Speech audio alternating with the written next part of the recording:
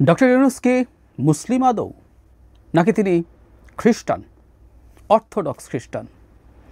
এবং তিনি যদি তা হয়ে থাকেন, তাহলে বিপুল সংখ্যাগরিষ্ঠ মুসলিমের এই দেশে তার সরকার প্রধান হওয়াটা কেমন দেখায়? এই ধরনের একটা প্রশ্ন তুলেছেন বিএনপির খুবই সিগনিফিক্যান্ট নেতা জনাব বরকতুল্লাহ বুলু।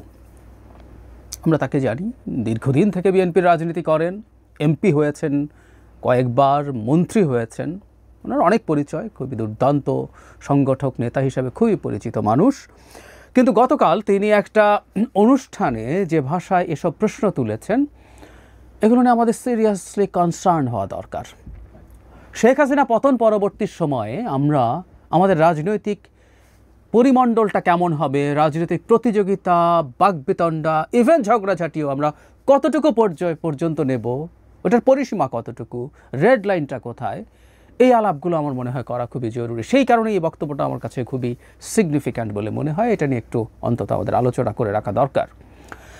যারা বুলু সেই অনুষ্ঠানে বলেছেন, আপনারা ভিডিওটা শুনে নিতে পারেন। সেখানে তিনি দাবি করছেন যে ডক্টর ইউনূসের প্রথম স্ত্রী যিনি ছিলেন মনিকা, তার মা, আমরা মনিকা ইউনূসকে চিনি, অপেরা সিঙ্গার, এবং ডক্টর ইউনূস যখন খুবই সংকটের মধ্যে পড়ছিলেন তখন মনিকার একটা বক্তৃতা একটা চ্যানেলের সাথে ইন্টারভিউ খুবই প্রচারিত হয়েছিল, খুবই স্প্রেড করেছিল, আমরা তখন চিনি। যাই হোক, মনিকার মা তিনি রাশিয়ান অর্থোডক্স খ্রিস্টান, এবং যেন বুলুর ভাষ্য মতে তাকে বিয়ে করার জন্য তিনি শর্ত দিয়েছিলেন, তাদের মধ্যে সম্পর্ক ছিল, বিয়ে করার জন্য শর্ত ছিল তাকেও সেই খ্রিস্টান ধর্মে দীক্ষা নিতে হবে। এবং ডক্টর ইউনূস 1970 সালে অর্থোডক্স খ্রিস্টান হিসাবে দীক্ষা নেন এবং তিনি তাকে বিয়ে করেন।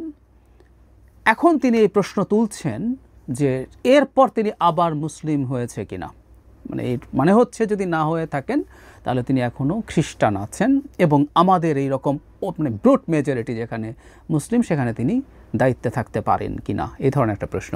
এবং খুবই অবিশ্বাস্য একটা মন্তব্য তিনি করেছেন। তিনি এই ব্যাপারে খোঁজ খবর নেওয়ার জন্য জনাব নাহিদ ইসলাম, এনসিপি প্রধান এবং জামায়াত প্রধান ডাক্তার শফিককে অনুরোধ করছেন, এবং ডাক্তার শফিককে আল্লাহর অলি বলছেন। এটাও খুবই ইন্টারেস্টিং ব্যাপার, আল্লাহর অলি বলে ফেলছেন তিনি, এতটাই প্রতিষ্ঠিত। তো তাহলে তো জামাতের দলটাই করা উচিত সবার, যেখানে সভাপতি একজন আল্লাহর অলি। যাই হোক, আমি সেই দিকে আলোচনায় যাচ্ছি না, কিন্তু যে প্রশ্নটা আমরা করছি, ডক্টর ইউনূসের সাথে যৌক্তিক কারণেই বিএনপি সংঘাত তৈরি হয়েছে, এবং এটা আস্তে আস্তে কঠোর দিকে যাচ্ছে। এটার জন্য আমি ইভেন ডক্টর ইউনূসকেই বেশি ব্লেম করি, প্রধানত ব্লেম করি। এটা নিয়ে আমার যথেষ্ট আলাপ আছে, কথাবার্তা আছে। তার সরকার বিএনপির প্রতি বিমাতা সুলভ আচরণ করছে, তার সরকার একটা দলকে সমর্থন করছে, তার সরকার বিএনপির ডিসেম্বরের মধ্যে নির্বাচনের যৌক্তিক দাবিকে যুক্তি দিয়ে ফাইট করছেন। আজ পর্যন্ত আমরা জানি না কেন নির্বাচন ডিসেম্বরে করা যাবে না, এরকম অনেক কিছু। এবং তাদের এই সরকারের অনেক আচরণ দেখে এটা মনে হতেই পারে তারা তাদের সরকারটাকে অ্যাজ মাচ অ্যাজ পসিবল লেংদি করতে চায়। এটা mid of next year, June next ইয়ারও না, আরও বেশি তারা এটাকে নিয়ে যেতে চায়। এগুলো মানার যথেষ্ট কারণ আছে। এবং সাম্প্রতিক বেশ কিছু আচরণে তিনি, বিশেষ করে টোকিওতে গিয়ে তিনি যেভাবে বিএনপিকে ব্লেম করেছেন, এগুলো খুবই দৃষ্টিকটু হয়েছে, এবং এমন তথ্য দিয়ে ব্লেম করেছেন যেটা সঠিক তথ্য নয়, এটা ডিসইনফরমেশন। সব ঠিক আছে, সো বিএনপির সাথে তার এক ধরনের টাফ সম্পর্ক তৈরি হয়েছে, তার সাথে বিএনপি টাফভাবে কথা বলতেও পারে, সবই ঠিক আছে, এমনকি তার উপরে চাপ প্রয়োগ করার চেষ্টা করতে পারে। কিন্তু এমন সব কথা এখানে আনা হচ্ছে, এমন সব কথা দিয়ে আক্রমণ করা হচ্ছে, আমি মনে করি বাংলাদেশে ভবিষ্যতে এই ধরনের কথার কোনো স্পেস থাকা উচিত না, কোনো স্পেস থাকা উচিত না। বাংলাদেশের মতো একটা ব্রুট মেজরিটি যেখানে মুসলিম, সেখানে যদি তাত্ত্বিকভাবে বলছি ধর্মীয় বা এথনিক সংখ্যালঘু কোনো মানুষ কোনো দিন সরকার প্রধান হয়, ওটা এই দেশের গণতন্ত্রের শক্তিকে ইন্ডিকেট করবে, আমি মনে করি। এটা আরও পজিটিভ বলে আমি সেদিন মনে করব। সুতরাং এর মধ্যে সমস্যার কিছু নাই। আর কোনো একজন মানুষের এই ধরনের ব্যক্তিগত বিষয়, সেটা যথেষ্ট তথ্য প্রমাণ উপস্থাপন না করে বলা, আর থাকলেও এগুলো আমাদের পলিটিক্যাল স্ফিয়ারে আলোচনার বিষয়ই না। অ্যাড হোমিনাম বলে, ব্যক্তিগত আক্রমণ করা, এটা লজিক্যাল ফেয়ালেসি।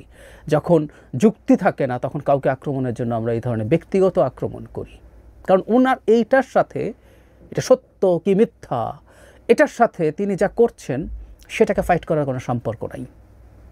উনি যদি সাচ্চা মুসলমানও হন, উনি যদি জামায়াতের আমিরের মতো আল্লাহর ওলিও হন, উনি যদি ভুল করে থাকেন, জামায়াতের আমির যদি আল্লাহর ওলিও হয়ে থাকেন, জনাব বুলুর ভাষ্য মতে, ওনার বক্তব্যে ভুল নিয়ে আমরা আলোচনা করি, আমি করেছি, সোশ্যাল মিডিয়াতে আলোচনা আছে, প্রচুর আছে। সুতরাং কে কী ব্যাকগ্রাউন্ডে সেটা না, ডক্টর ইউনূস কী করছেন সেটা তার কর্মকাণ্ড কাজ দিয়েই ফাইট করতে হবে। এই ধরনের বিষয় বাংলাদেশের রাজনীতিতে ভবিষ্যতে রেড লাইন হিসাবে থাকা উচিত। এই রেড লাইন কেউ ক্রস করবেন না। আমি মনে করি বিএনপির কখনো কখনো আমরা দেখছি, কোনো জায়গায় দেখছি, কোনো নেতার মধ্যে এক ধরনের ইনটলারেন্স তৈরি হচ্ছে। এই ইনটলারেন্সের কারণে কেউ এমন কথা বলছেন যেটা বলা একেবারেই অন্যায়, কেউ মেজাজ হারাচ্ছেন, কখনো রিপোর্টারের উপরে, কখনো সহ আলোচকের উপরে। এই জিনিসগুলো না হওয়া ভালো, বিশেষ করে সেই দলটার ক্ষেত্রে যে দলটা ক্ষমতায় যাওয়ার সম্ভাবনা প্রায় না বলে আমি একদম শতভাগী বলে দিই। সুতরাং সেই দলটা যখন ক্ষমতায় যাবে, সেই দলটা আগেই তার এই সাইন দেখাতে হবে যে পরিবর্তিত বাংলাদেশ তারা ধরতে পারছেন। আমি এটা মানে দ্ব্যর্থহীনভাবে বলতে চাই, বিএনপির অনেক আচরণ, বিশেষ করে টপ লিডার জনাব তারেক রহমানের দিক থেকে অনেক আচরণ আমরা দেখেছি যেগুলো ক্লিয়ারলি বার্তা দেয় যে বিএনপি পরিবর্তনটা ধরতে পারে, বিএনপি অন্তর্গতভাবে পাল্টে যাওয়ার চেষ্টা করছে। কিন্তু দীর্ঘদিন ধরে বিএনপিতে যে নেতারা ছিলেন, যারা আগে এক ধরনের রাজনীতি করে গেছেন, সেই রাজনীতিটা যে আর চলবে না, এই ব্যাপারটা সম্ভবত অনেকে ধরে উঠতে পারেননি। যত দ্রুত তারা ধরতে পারবেন সেটা তাদের জন্য যেমন মঙ্গল, রাষ্ট্রের জন্য মঙ্গল। তাদের সতর্ক হওয়া খুবই জরুরি। দলের দিক থেকেও তাদেরকে সতর্ক করে দেওয়া দরকার বলে আমি বিশ্বাস করি।